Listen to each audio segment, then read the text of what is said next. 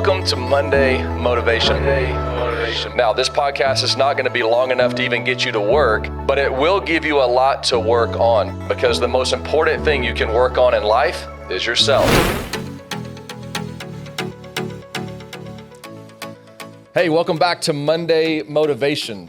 Back with my good friend Dan Henderson, and we are continuing our conversation about how to change the conversation, why it matters, who you talk to, what you talk about. And today we're going to get into something very personal that I think is going to touch everyone listening to me, and I'm super proud of Dan's journey through it, really connecting us together through it as well. But today I want to talk about admit you need forgiveness, admit that you need to give it. But in order for us to talk about forgiveness, I want to talk about, I want you to share with us today what happened a few years ago that really put you in an emotional valley, a really dark place. And I think everybody can relate to a dark place, but that really caused us to ignite this connection. But okay, what happened? So just kind of setting it up, on August 31st, there was a mass shooting where essentially a shooter, shot 27 people, of which 7 died, went on a rampage. And that morning I was awoken by the news, and I had a plant out in that area, which was, our shop was in Odessa. And I remember waking up, just like sitting straight up in the bed and terrified, because as I read the article, well, in fact, I got a text from my plant manager out there, hey, there's, this is what's going on, everybody's safe, kind of thing. But as I'm reading the article, there was a mention of a company that was just coincidentally the same name of a company that was owned by a man that had I just had a falling out, if you will. And so I was thinking it might have been one of his, disgruntled employees, because the man told me that day that he was going to fire everybody. So it was just so many things racing through my head. But nevertheless, that all that was in real time. And of course, once we understand what's going on, I reached out to.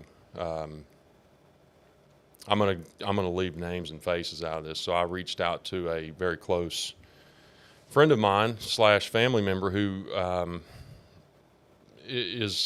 was in a position of great influence in the energy industry, which is a space that I've been part of for quite some time, oil and gas specifically. And kind of one thing led to another, and so this, call it August. By January of that next year, when I say we, I mean the entire energy industry had all come together as a result of, what started as a text that I sent to this person, and it just caught fire. And so there, I chaired a fundraiser for those victims and their families in Odessa that hosted about 800 or 900 people for a dinner that was held at the hotel there downtown. And then we had a concert that was provided free of charge for the community that had some very well-known artists that performed. And I think we had about 3,000 or 4,000 people, attend the concert. So all in all, we, the industry, did an incredible job in coming together, for a very, very important cause. And then, unfortunately, that evening, as a result of a number of things going very wrong all at the same time, I was arrested. Yeah, I just want everybody to kind of let this sink in. This is a big day. It's a big deal. You are a humble guy, and that's one of the many reasons I appreciate you and respect you and admire you. You got the key to the city from the mayor on this day. I mean, that's how significant it was. It really changed the community, because there was a tragedy, but then they watched everybody come together, and you were a huge catalyst to that, to bring this community together and give them hope, and raise a lot of money, but also just give them something to celebrate, something to help, and it was recognized even by the city leadership. So big day, and then all of a sudden you just threw it on us like, yep. And that same day, that same night, I was arrested. Yeah. So, it not only was a big day, it was the biggest day of my life. And thank you for, not to talk about who was there, let's just say everyone, politicians, I mean, virtually every leader in our space, but also politically, all the first responders, their whole units. I mean, it was not only the town, but the two towns came together that are oftentimes at odds with one another, the industry. And I mean, it was a big deal. But for me personally, what made it such a big deal is that, over the course of my career, long before it was popular, and certainly at the risk of not sounding humble, I've always married any kind of event, that we're hosting for our customers or an industry, at a function or what have you. We've always married that with a cause. And so, giving back is a big part of what not only I believe my purpose is in life, but also what I was called to do and what I think we all should be doing. And so, as a result of having done that for a long time, doing that meaning, putting on events and donating lots of money and time and resources to all kinds of causes, from sex trafficking to children's hospitals, water, right? Basic necessities. This was the biggest event, and I felt very humbled and also blessed, to have been given the opportunity to have chaired that and be at the center of that, and then stand with a whole industry to say, hey, we're doing something really big. So, yeah, to say that it was a big deal, that's why it was big, for me. In fact, I was very opposed to going on stage. I didn't put my name on anything or my company name. And when my wife and I were told that we were being recognized by the governor, that part of that exercise was to receive the letter on stage. And of course, there were a lot of very powerful politicians, I will say. And so after some negotiating, with me, I did do that. But while I was on stage, I began to become annoyed by the fact that there was a wrestling of the mic. And of course, I knew to run a show. And there was some people that were speaking that felt that this night somehow had turned into an opportunity for them to be reelected, I guess. But more importantly, not about the people, and all the families were sitting right there in front of us, on the front row, right? So I'm sitting there getting really agitated by that, and so Yep. I asked for the mic. Community. They asked for the had mic. an agenda. Yep. And of course got through a very emotional, bring us back to why we're here kind of thing.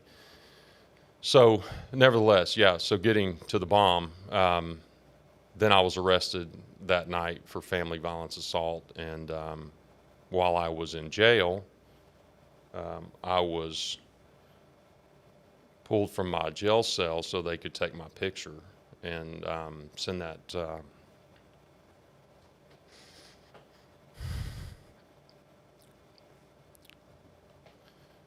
While I was in jail, they took my picture and sent it to the news, and then I was detained in jail.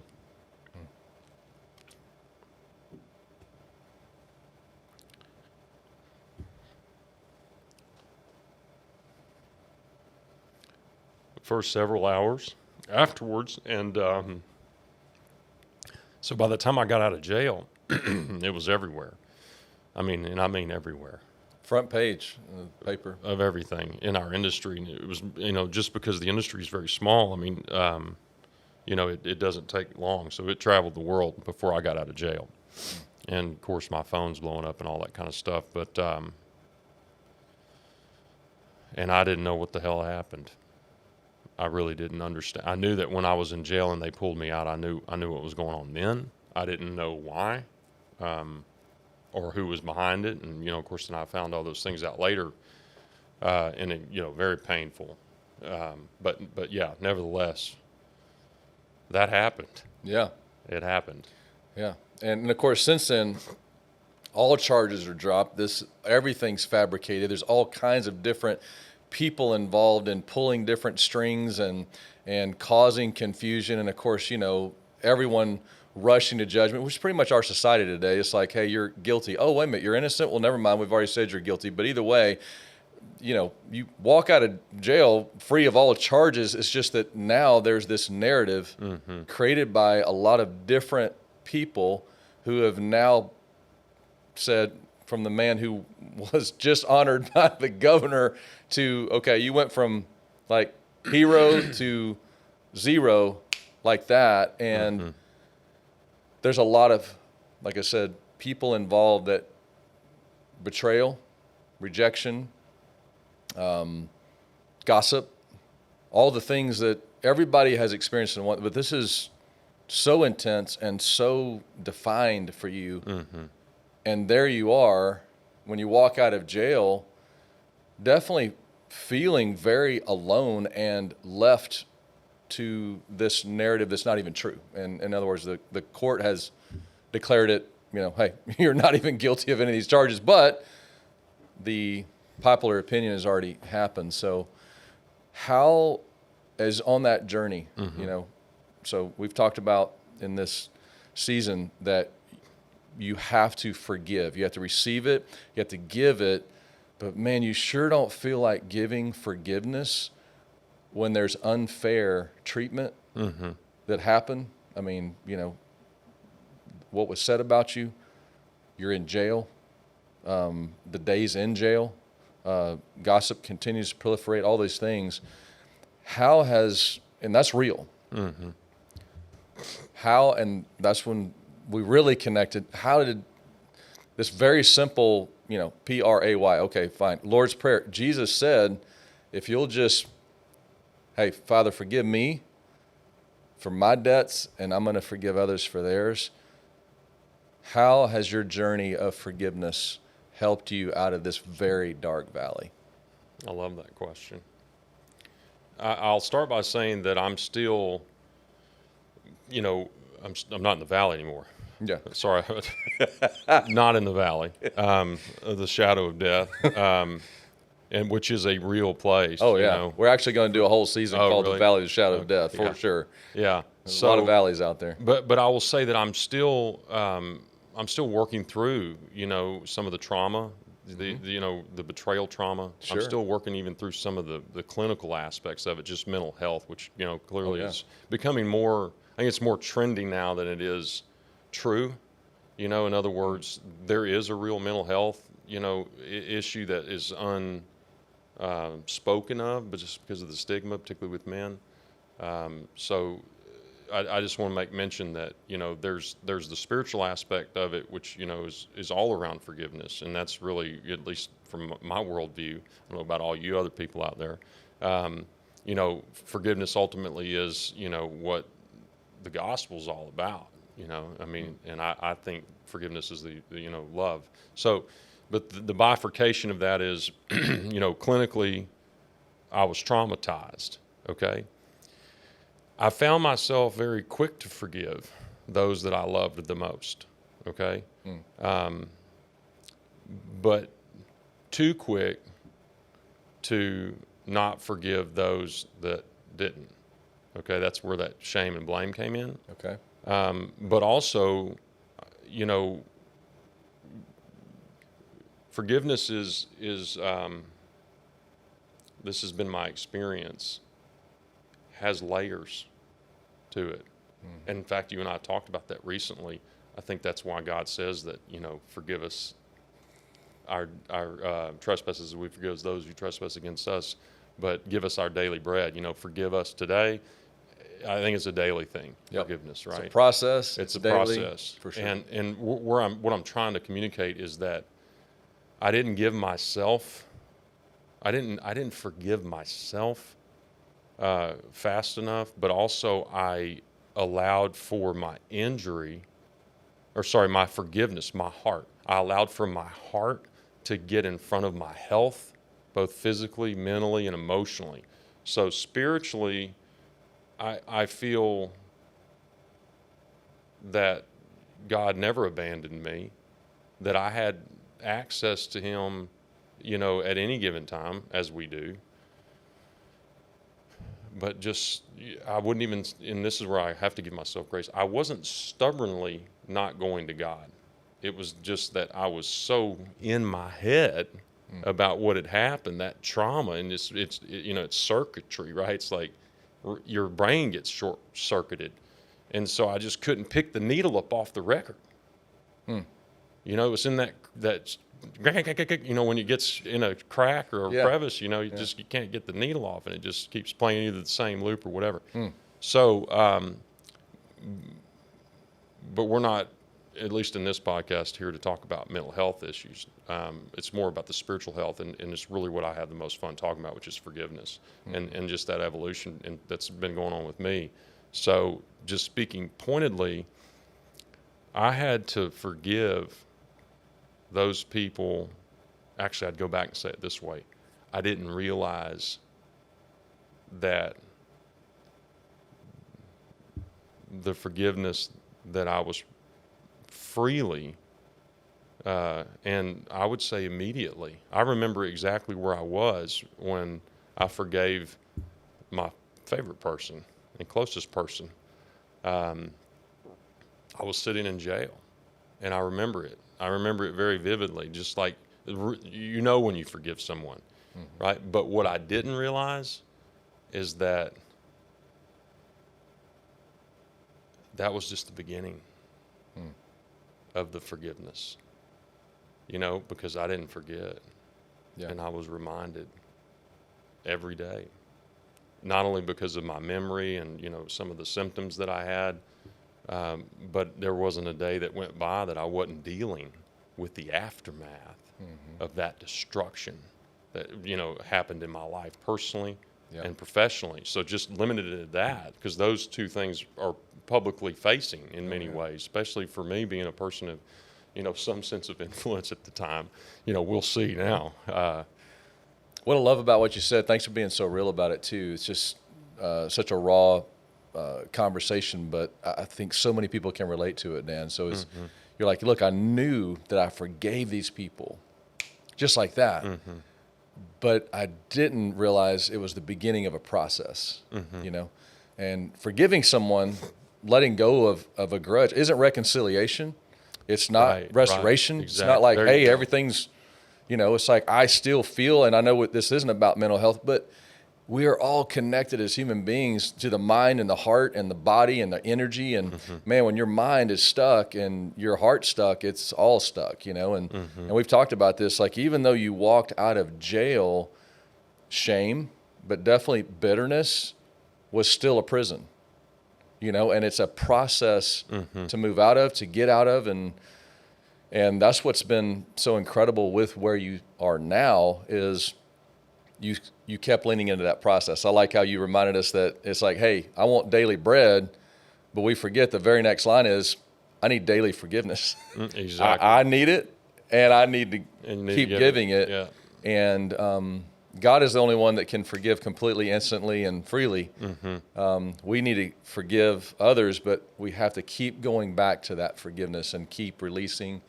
And that's what I believe. You say, hey, I'm not in the valley anymore. Not there yet. And, the reason why you're not in the valley anymore is because of how you've leaned into that daily forgiveness and releasing and letting go. And, doesn't mean you're friends with these people. Doesn't mean that you want to be friends with these people. It means that they aren't going to affect you anymore because you've let go. But talk a little bit more about forgiving yourself, because I think that's what a lot of people miss too, is we get so burdened like, man, I don't want to forgive anybody. Because if we dig down deep and stop and pause, like, man, I don't know if I want to forgive myself. I don't know if I want to let go of some things and that shame. So just talk about how the process of forgiving yourself has been. And well, I have to start by saying that I have struggled with enoughness, since childhood. I think everybody has to some degree, but yeah. I think so. Am I enough? Yeah. Yeah, exactly. And especially in the world that we live. And I hate always trying to make everything so current, but it's because we're living today. That's the only constant. That's really how we think. We're so shaped by it, right? Yeah. Because because I had struggled with enough-ness, and this really ties into being, forgiving myself and somewhat of an empath, right? Kind of like when I was talking about shame, just not feeling like I deserved that. Well, in a sense, I almost felt as if I didn't need to be in the forgiveness line first. Right? It's like I felt as if I needed to go do all of the repairs, all of the amends in every way, financially. I felt that I needed to pay the entire price for that screw up, even though so many other people, and I mean the screw up just with, having this thing so publicized and so taken out of, context and, and just really squashing so much of what we had accomplished, or certainly impeding it. That the longevity that it could have lived on longer than the new headline being, this is what happens. So I felt responsible, for fixing everything I could. And looking back, I think had I forgiven myself and I recorded a 50-minute apology. Okay. And that included, some of those closest people in my life that are not in my life anymore. But as I listened to that recently, because I haven't really had the ability or interest in doing that, I could hear the shame, right? So point being, forgiving me wasn't even a concept that ever entered my mind. It was like I just was so accustomed to just being responsible for everything. And that's a really dangerous place, certainly not of God, which is why, he had to do all of what he's done for us, because we're a bunch of idiots, okay? A bunch of freaking Israelites running around with gods, golden gods. But yeah, looking back, I really wish that I would have got that concept sooner, just in forgiving myself. Yeah. And I don't mean for stuff I didn't do. No, I'm tracking with you. I mean, in other words, when you start getting that introspective, you start looking at things like forgiving yourself for allowing yourself to not have boundaries, which doesn't provide for compassion for others, then having resentment towards the very people that, frankly, you never had a proper exchange with. So, you're trying to please everyone, right? And then because you're kind of the center of your own world, it's true for anyone. I'm not saying that everyone's a people pleaser. I'm saying we're all the star of our own show, whether or not we recognize that or not. No, for sure. But I felt because I was the king of my own castle, if you will, I got to go repair all these things, even for what people broke on their own. And that was where it got sideways. So the forgiveness piece of what I was trying to say is that me saying to me, Daniel, it's okay that, you didn't get it all right. It's okay that you were stretched too thin. It's okay that you were stressed out. It's okay that, you're ugly to the police officer, because I was. Yeah. That doesn't mean he should have arrested me. Yeah. That's what I mean when I say forgiveness. So it's like I didn't really think about it that way. I was trying to find where I was responsible, not where I needed forgiveness. Wow. That's the good strong. part. Yeah. Took me a minute. It's really strong. Yeah. And I think so many people can relate to that and need that, Dan. I think it's shame. For sure. But the way you just described it, getting even behind the curtain of that word is, I'm not necessarily responsible for all this, but I'm trying to find where I am, and I got to go fix it all. And, oh, yeah, God, I know you want to forgive me, but I'm too busy trying to do all these other things. And once I get it all worked out, then I'm going to come to you.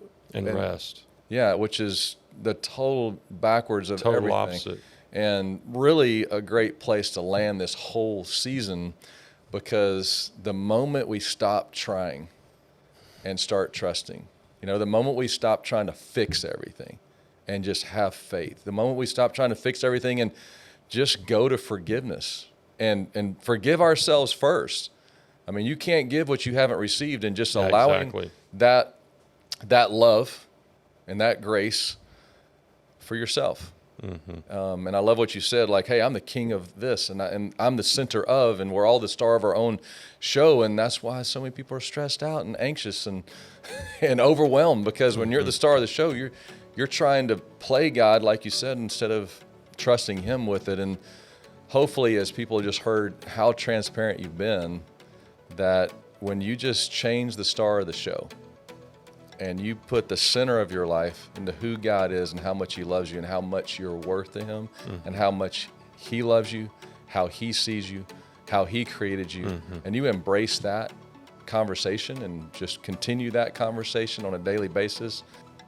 If we do, or when we do. When we do. Yeah. Yeah. And that's what's gotten you so far and in your success and also where you're going. So, hey, guys, thanks so much for joining us, and know you appreciate Dan's time as much as I do, and just how real the story is, and hopefully encourages your story. So be motivated today. And Dan and I are just telling you, we're not perfect, but when we're leaning into what we're talking about, and when you change the conversation, you change your life.